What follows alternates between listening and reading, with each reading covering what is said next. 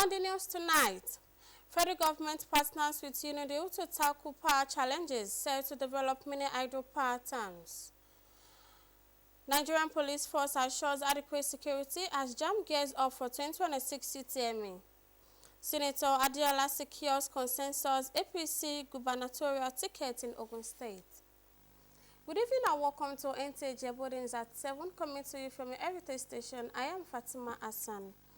The federal government, in partnership with the United Nations Industrial Development Organization, has launched a hydropower center of excellence in Nigeria.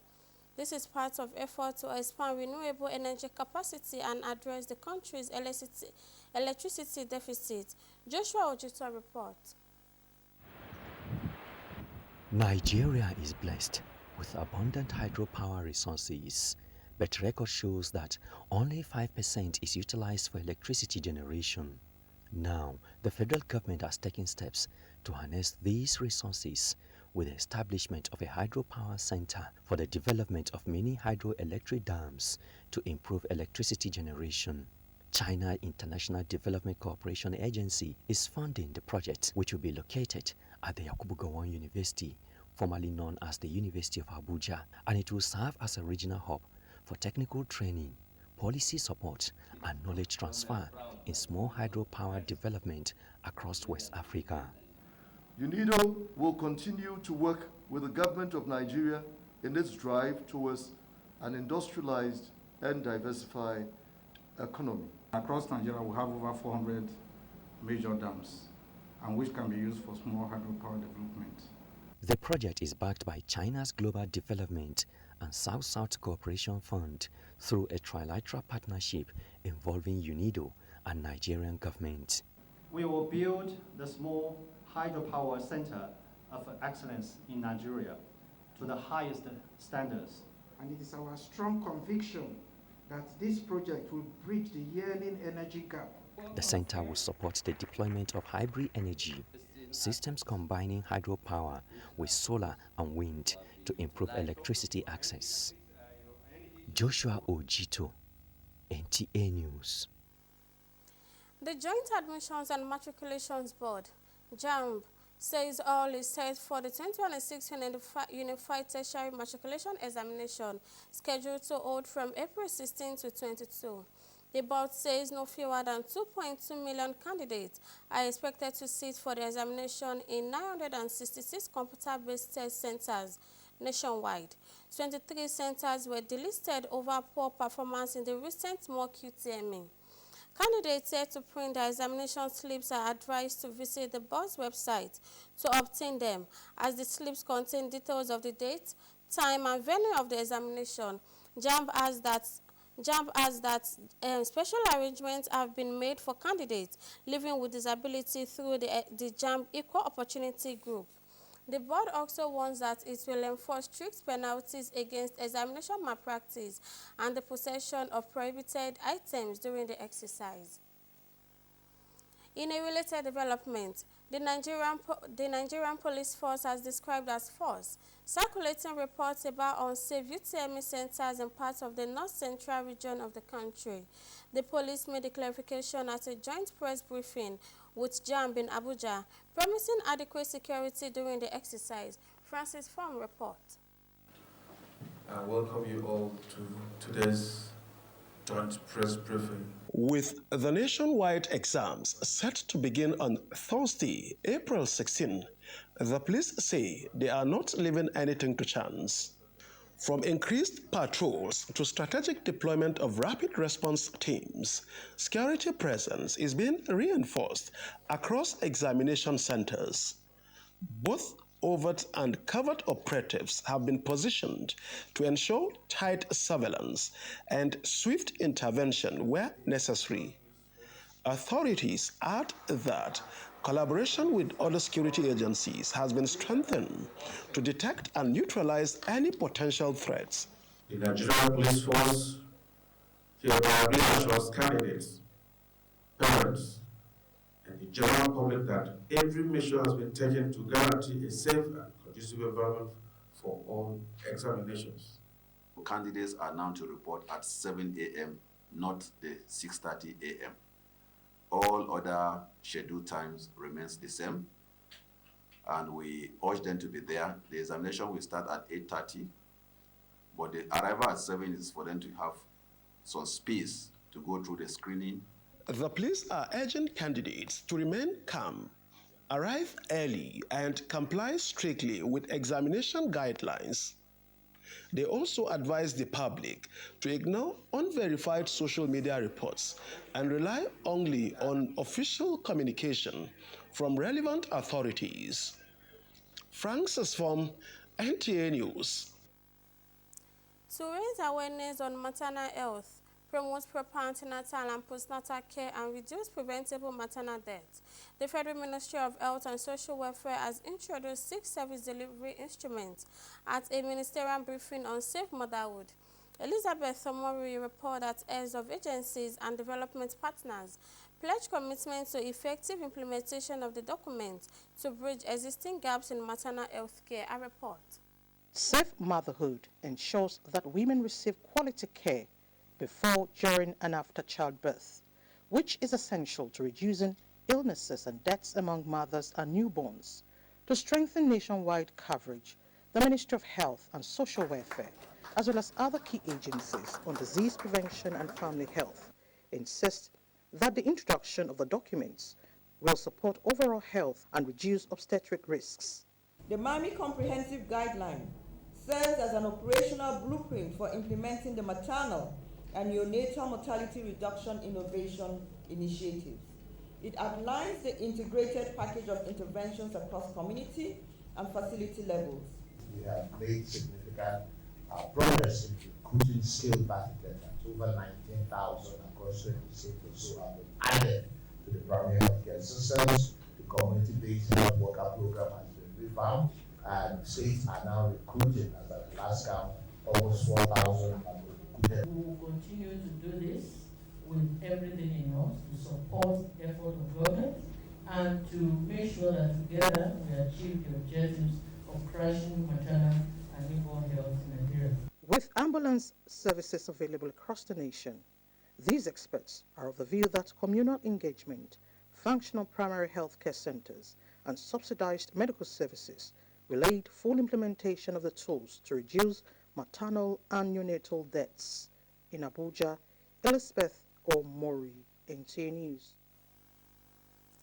The senator representing Ogun West and Chairman, Senate Committee on Appropriation, Senator Solomon Adeola Yayin, has emerged as a consensus gubernatorial candidate of the All Progressives Congress APC in Ogun State ahead of the forthcoming general elections. The senator was endorsed at an APC strategic caucus meeting held at the party secretariat in Abeokuta, Ogun State. Akim Jimo report.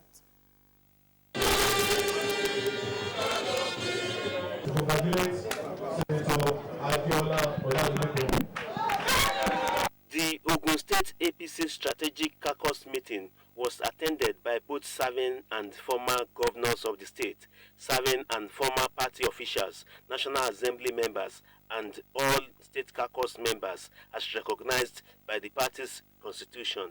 The state governor, Prince Dapo Abiodun, in his brief after the caucus meeting, said stakeholders reached an agreement to present a strong, formidable, tested and trusted gubernatorial candidate for the APC in the 2027 general elections, and therefore announced Senator Solomon Adeola as the consensus gubernatorial candidate of the APC in Ogun State.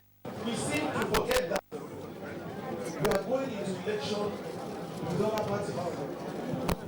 Let us remember that just because we now have a candidate or candidates does not translate to the fact that we have won election. We need to now go and get for how to win the election. What we've done now is to find ways to reduce acrimony amongst ourselves. And we don't want any crisis. We want us to work as a family. If we can come out from the primary without crisis, it will be very easy for all of us to go into election as a united family. The consensus candidate, Senator Solomon Olamilekan Adeola, appreciates the APC for the trust and confidence reposed in him and promises not to disappoint the party. I want to assure you that a new Ogun State is born. And everything that needs to be done to keep us together, to keep us as one indivisible entity, so that we can take Ogun State to the promised land and to the next level we all desire. I will keep the flag flying. APC chieftains acknowledged that the party came up with the decision after a series of consultations with other aspirants, including meetings with President Bola Ahmed Tinubu in Abeokuta. Akim Jimo, NTA News.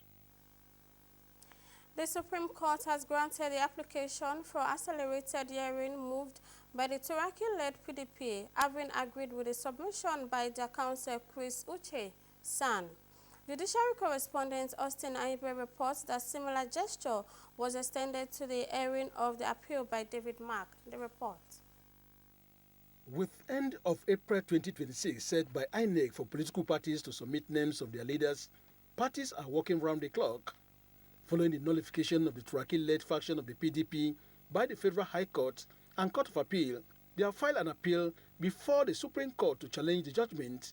When the case was announced before a panel of 5 justices, counsel to the appellant Chris Uche, Senior Advocate of Nigeria, prayed the court via a motion for accelerated hearing in the light of the INEC timetable. This was not opposed to by the respondents, as the court granted the respondents 5 days from today to respond to the appellant's processes and fixed 22nd April for the hearing of the main appeal. The Turaki-led PDP faction is praying the Apex Court to quash the ruling of the Court of Appeal, which upheld the ruling of the Federal High Court, stopping the PDP National Convention in Ibadan in November 2025. The Turaki-led PDP faction in the appeal argued that the court lacks jurisdiction over the matter since it's a party's internal affairs. In recognition of the fact that this affects democracy, they have adjusted, and they stated so. They have adjusted so that parties in this matter can know their fate, taking into cognizance the timetable issued by the Independent National Electoral Commission. In the appeal filed by Senator David Mark following his non-recognition by INEC as the leader of ADC, his counsel Jibril Okutekpa, Senior Advocate of Nigeria, prayed the court to give him time to file his brief and sought for accelerated hearing. This was not opposed to by the respondents. The court, which indicates that it will accelerate hearing of the appeals, granted his prayers and gave him 24 hours to file his brief, while the respondents have 3 days to respond. The court equally adjourned the hearing of the main appeal to 22nd of April 2026. That brought before my lords a situation of extreme urgency and a situation that is of fundamental importance to democratic growth. And you can see that they also appreciated that position and have bent backward to give me 1 day to file my brief. I don't know, for whatever the reason may be, they have compiled and transmitted their record since the 31st of March. That's more than 14 days ago. They did not file a brief of argument. And but the Supreme Court really bent over backwards to accommodate accelerated hearing of this appeal. From the Supreme Court, Austin Anyebe, NTA News. You are watching Nta Ijebu Ode at 7. We'll be going on a short break. Please stay with us.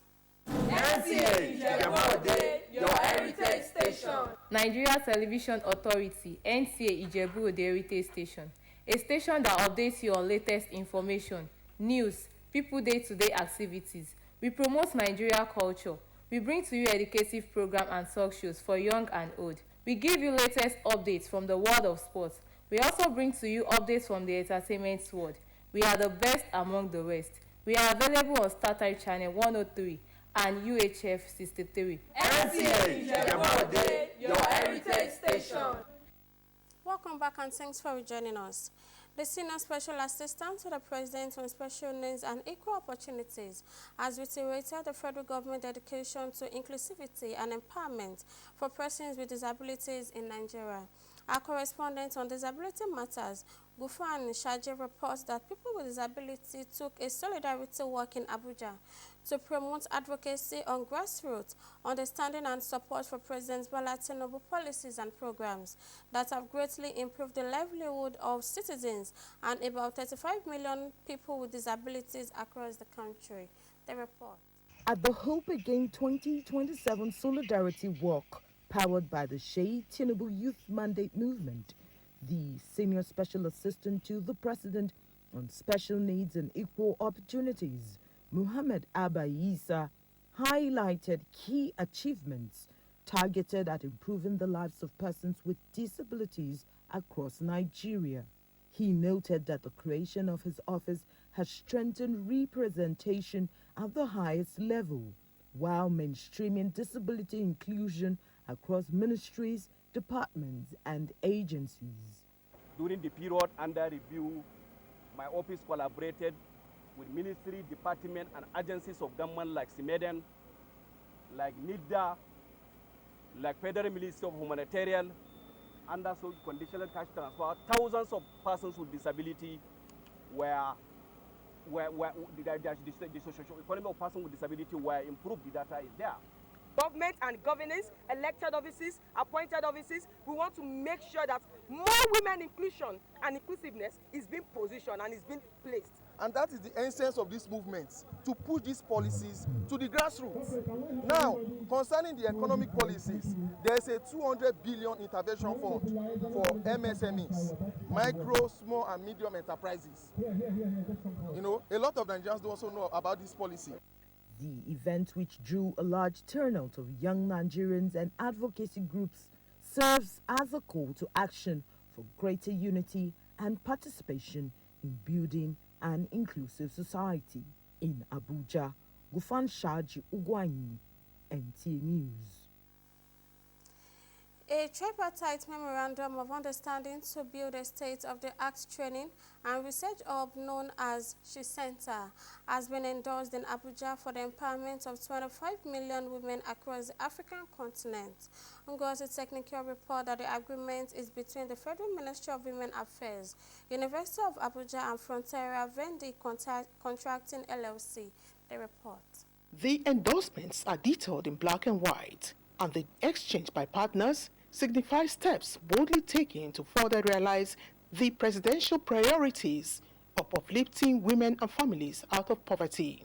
This time, building research and skills training center known as She Center, targeting women and youths, is the objective, as being facilitated by the Ministry of Women Affairs, while the University of Abuja will be the host. A private firm will provide the training skills, and the finances will come from the Italian government. We're looking to see a lot of agro hubs within the space that also allows for research and development. It's a $128 million program. The goal is for us to see this commissioned within the next 1 year, like I said. And I'm so excited. Once Mr. President pronounced Day of Family Social Development, everybody's keying in. So this is very timely.